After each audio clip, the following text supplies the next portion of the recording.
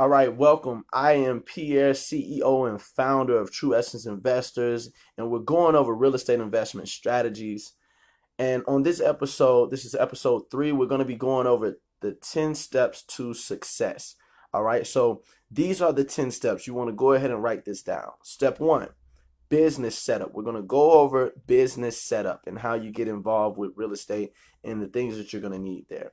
Number 2, learning your real estate market. What's going on in your local area and what you need to know as far as the houses and what houses have sold and what prices they're being sold for. All right. Number 3, which is marketing. We want to go over how do you reach out to sellers? How do you reach out to buyers and those in your market so that you can connect and close some deals? Number 4 is qualifying those who are selling in your community. You want to qualify the sellers, right? And then you want to make sure that they're motivated, right? So that's 4. Number 5 is getting the home, right? You're going to call the seller on number 4, qualify them, and then you're going to get the home value using comps. That's number 5.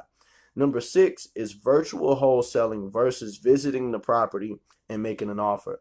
In this industry, there's a lot of meetings. There's a lot of meetings you may miss. There's a lot of meetings you're going to make because you're serious about your real estate investing business.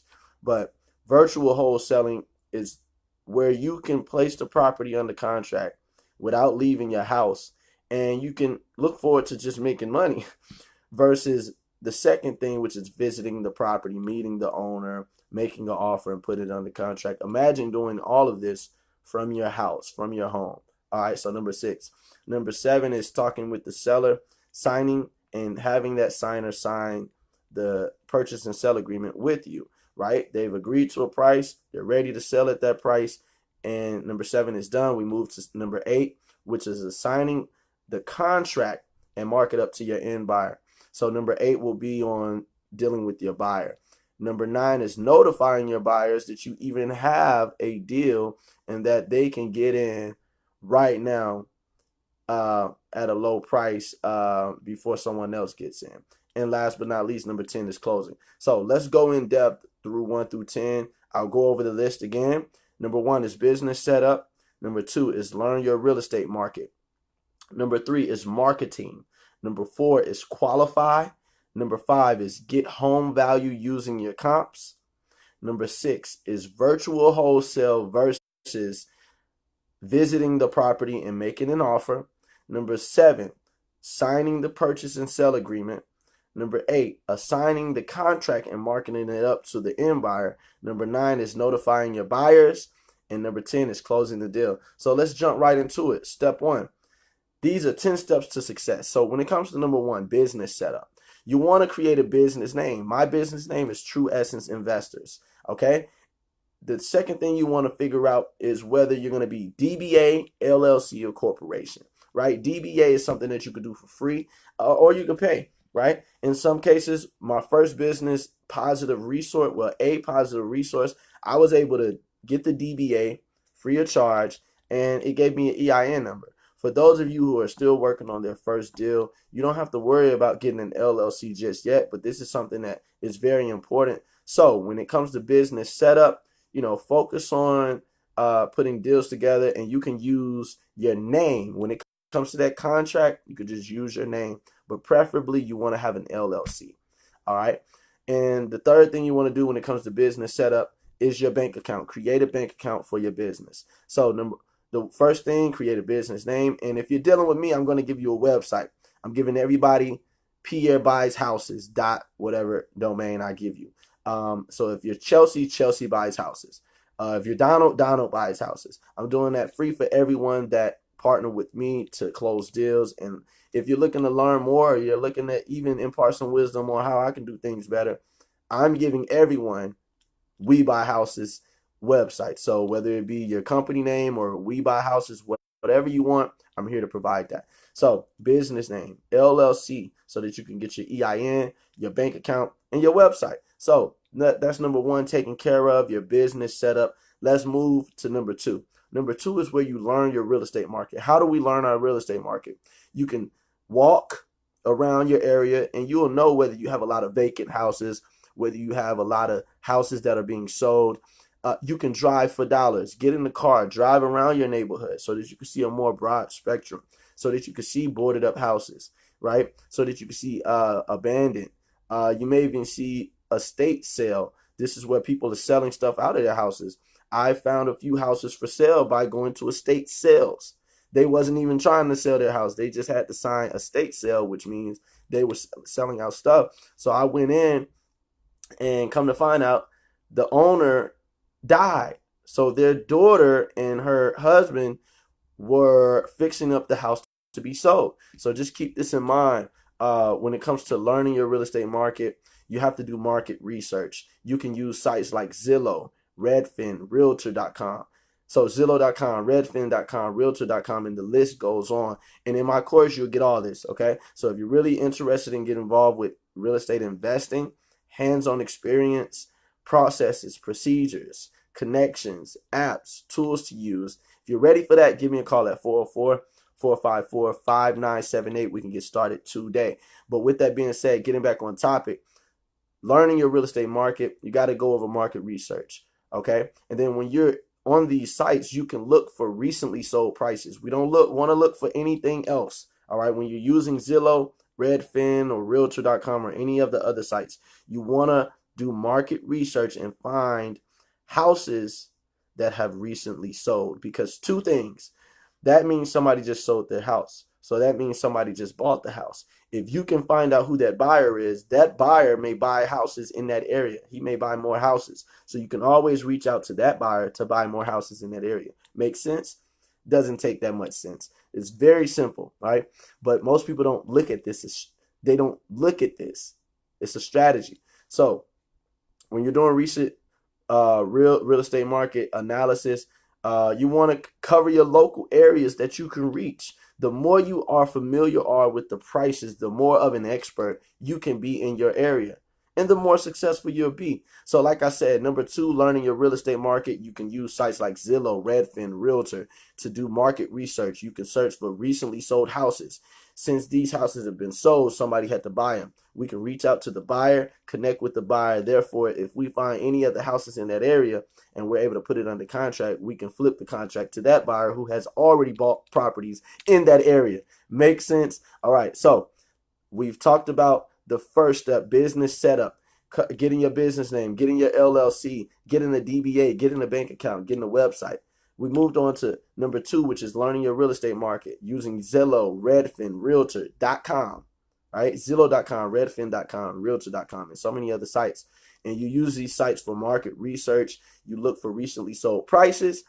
Those prices were paid by a buyer. You connect with that buyer. Now you have buyers and you have market analysis. You know the numbers in your area. The third thing is marketing, right? Again, this goes back to driving for dollars, looking for properties in your neighborhood that are distressed, looking for vacant, abandoned, properties that have high grass, nobody's cut it.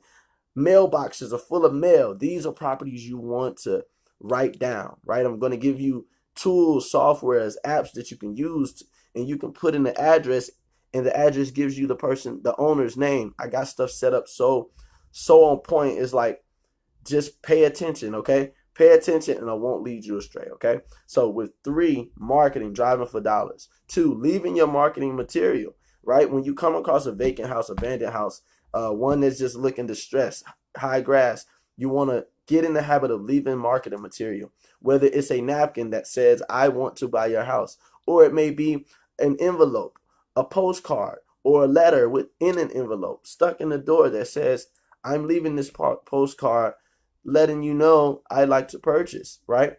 And we have an app called Land Glide where you can type in the address to get the owner's name. So you get the owner's name, you can put that name in Instagram, Facebook, LinkedIn, right? And you can get, and I have resources, private resources where you can put the owner's name in and we get all the details, right? So I don't want to spoil it, but yeah, it's like that. So with Land Glide though, which is the app you can use for free for like a 14-day trial, 30-day if I'm not mistaken, I think it's 14 days. But you can use that for free until your trial is up. And then skip tracing, which is where you find the owner's name, but there's no number. So you skip trace it to get, more pertinent, or a number that you can actually use to contact this person. You cold call them, right? And then number 3, as far as marketing, keep in mind when it comes to marketing, we did driving for dollars, looking for vacant, distressed properties. Number 2 is leaving marketing material at these properties. Number 3 is mailing letters to these properties. Number 4 is calling the owner of these properties. And number 5, you can leave bandit signs. Okay, so we just went over the first 3, which is business setup, learning your real estate market, marketing, which is 3, and then within marketing, we went over driving for dollars, leaving marketing material, mailing letters, cold call, bandit signs. And one more is county records, right? County records, you can use sources like listsource.com. And then, like I said, for my investor friends, I have a private resource that I can share with you where you can type in their name and it will give you all the details. So moving on, keeping in, and what you want to do is keep this in mind, that this business is about consistency, and rule of thumb is that you touch everyone at least 7 times. Okay, I just wanted to state that. Only pull as many records, numbers, names that you can connect and contact 5 to 10 times.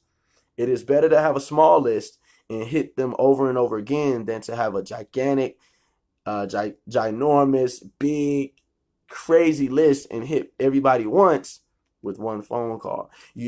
There's no consistency. They got one call, but the person who's called 7 to 10 times, you're going to see better results there. Okay, so moving on to number 4, you want to qualify, right? You want to qualify your seller.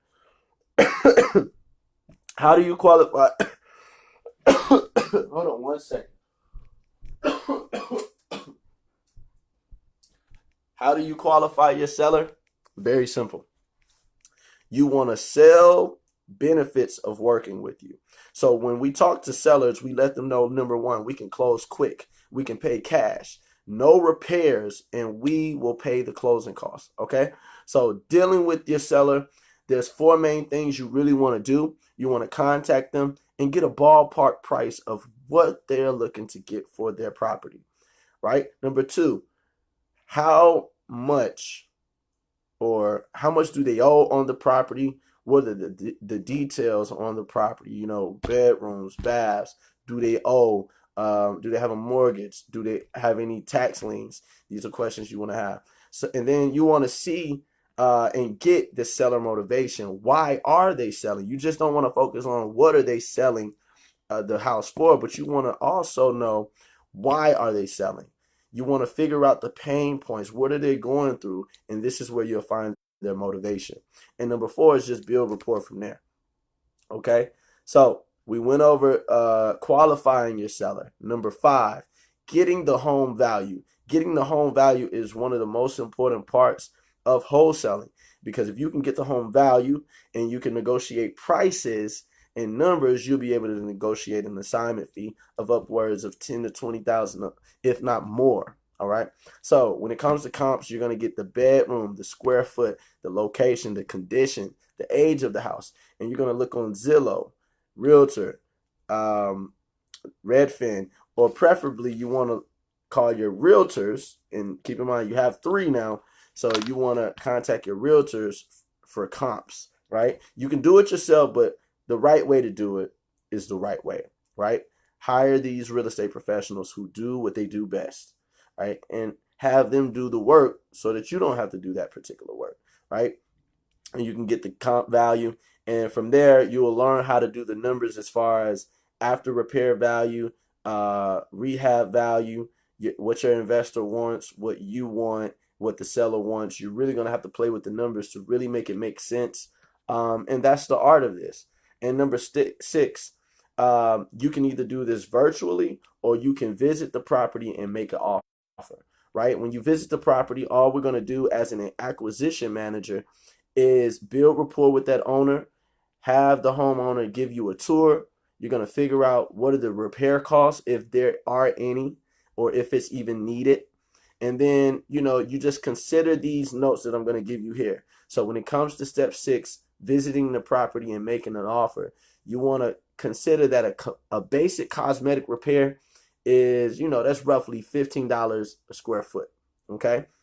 And a complicated repair is $35 and upwards a square foot. So when you're doing this, visiting a property and considering making an offer, you want to take the ARV. What is the ARV? That's the after repair value. How do you get the after repair value? You get that from the comps. You take the comps, which are the houses in the area of your subject property. You take those comps, whether you got 2, 3, 4, 5. Preferably, you want to have 2 to 5 different properties. But if you got 3, that's good. You want to take 3 properties, right, that have sold in the last 3 to 6 to 9 months. You want to take those 3 property prices. You want to add them up together, and you want to divide it by how many properties you have. So if you have 3 houses, you want to add, if you have 3 houses that sold, you want to add each one together, and then you want to divide it by 3. That's going to give you your after repair value. And that's going to be the price that that house can be sold at once it's fixed up. So you take that and you times it times 70%. All right. And then you're going to consider from there, what's the repairs needed? What's the repair cost? Then what's your assignment fee? What is the fee that you're assigning this contract over to your buyer for? It can be $1,000, $2,000, $5,000, $10,000, $20,000, $50,000, $80,000, $100,000, whatever your fee is, that's your fee. But the numbers have to make sense for everybody. And then last but not least, you have your maximum allowable offer, which is the maximum offer that you will give your seller. And at this offer, you still make a spread, whether that be $1,000, $2,000, if not $50,000 and so forth, $1,000. All right. So moving on, step 7. This is where signing the purchase and sale agreement, getting that property that you found under contract. We went from contacting the seller, seeing how much they want, figuring out the numbers, and we were able to get them down to a low enough price where they're serious, we're serious, and all we have to do now is make sure we have a serious buyer. But on step 7, we've signed the purchase and sale agreement. We've put $1 to $100 of earnest money into the earnest money deposit. What is an earnest money deposit? It's a sign of good faith. So whenever you're dealing with the seller and you're sitting there at the table or they're over the phone and you're about to send them the contract, you want to let them know, hey, I put $1 of earnest money there just to let you know, I do have equity in the deal at this point. I'm really serious about purchasing your property. And this is something that you got to let them know. Some people don't even pay attention to it. You can put $1 there. They're fine with that. You could put 100. If you're dealing with a mansion, you could put more. But the whole key of signing the purchase and sale agreement, this is where money comes in at that most people don't know. Most people say you can start in real estate for zero money, but this is the money you want to know that you don't have to have that much. Just have 0 to 100. I mean, $1 to 100, right? And if they want you to put more, you got to negotiate there, okay? But if you be yourself, if you're here to provide this service, help this seller get rid of the house, you won't have that many issues, all right? And then last but not least, you're putting your name. If you don't have your LLC already, just put your name and make sure to include and or assign. But the contract I give you has that in it. So you just put your name and or assign. So that means you're either going to buy the house and or you're going to assign the contract to one of your buyer friends that can buy the house. All right. And then step 8 is you're going to assign this contract, right? You have a contract with your seller, which is the purchase and sell agreement contract. And then you have your assignment of the contract, which is for your buyer. If you have a good deal under contract for the right price, you should be able to find a buyer really quickly. If you're dealing with me, I have over 170 plus buyers by myself that have come in just from me networking and building in this industry. And all of my investor students, investor friends, number 1, you're going to be networking. Number 2, you're going to go to real estate auctions to see who's bidding. That's one way that you can get buyers. Number 3, you can reach out to realtors so that they can connect with people who have just bought theirs buyers. You can Google investors, search for investors on Facebook, real estate groups, Instagram. And last but not least, number 5, you can go to biggerpockets.com. Put up the house. Don't include the address, but put up the house that you have. And if people are interested, they'll message you. All right. And then step 9, once you've put the property under contract and you're putting it out there, right? You're pushing it. You're looking to assign the contract and you've marked it up to an end buyer and you're looking to assign the contract to your end buyer. It's time to notify the buyers. What do? Number one, we have a sell sheet, right? The sell sheet just includes everything, specs on the house, you don't necessarily have to include the address, but you're going to send each one of your buyers the sell sheet. What's going on with that property, what it needs in rehab, what's the ARV, what's the comps. Have all that organized for your seller. You can put it on your website, send it to your website. However you want to do it, just do it, right? And then what you're going to do is have buyers compete for the best offer. You usually can have this deal will only last until 24 hours from now. This deal will close tomorrow, so it only gives investors a certain amount of time to make an offer. All right. The best offer will be chosen tomorrow at 12. So that's number 2. 3, buyers need to give you at least a $5,000 non-refundable deposit. So if they do not close on the property, you get to keep that money, right? Just did a meeting with the young brother. He actually had a deal for $11,000. The seller went for the contract. They put it under contract. He put it under contract for, I think, $106,000. He was able to put it under the contract for $106,000. No, I think it was $111,000. 106 or 111. And the seller, most likely somebody else came and probably offered the seller way more, like maybe 130. So imagine you putting your house under contract for 106, but then another buyer comes and say, hey, I'll give you 130, but you already have it under contract and you can't go out of contract. So what this seller did, they told the buyer, hey, we're not interested anymore. And based on him getting a non-refundable deposit, he had already had money in the deal and it was already under contract. So he asked for $11,000 and he didn't get the $11,000, but he was able to take it to settlement. And now instead of him having $11,000, he had $6,000. So he made $6,000 by not closing the deal. He made $6,000 by not closing a deal, right? I don't know if you understand what I'm saying. He made $6,000 by not even successfully bringing a buyer to the table. He had a buyer who was interested. The buyer was working on the hard money, hard money loan, and the seller was just impatient. They decided they didn't want to do the deal that way, and the deal didn't close. But that investor actually made $6,000. All right, by putting it under contract, and even though the deal did not go through, the seller was able to come up. Now, I know number 3 doesn't state that about the seller, but these are things that you're going to learn with me. All right. So now number 4, 2 contracts. You got 2 contracts. Your purchase and sell agreement. That's purchase and sell agreement. This is between you and the seller. Then you have assignment contract, right? This is between you and your buyer. Okay. And then number 5 is your title search. You're going to give these contracts to your escrow company through your title company, or in other cases, you may be dealing with an attorney, depending on what state you're in. The company will perform a title search on the property to make sure, to make sure that there are no liens on the property. And then from there, they are also the facilitators who will be in charge of cutting everyone involved in the transaction a check after all delinquent taxes are paid. So after we've done 1 through 9, 10, closing. Title company handles the closing. They make sure that the buyer pays, the seller gets their check, you get your check, closed deal. This has just been an episode of True Essence Investors, episode 3, on, just basically the 10 steps to success in wholesaling.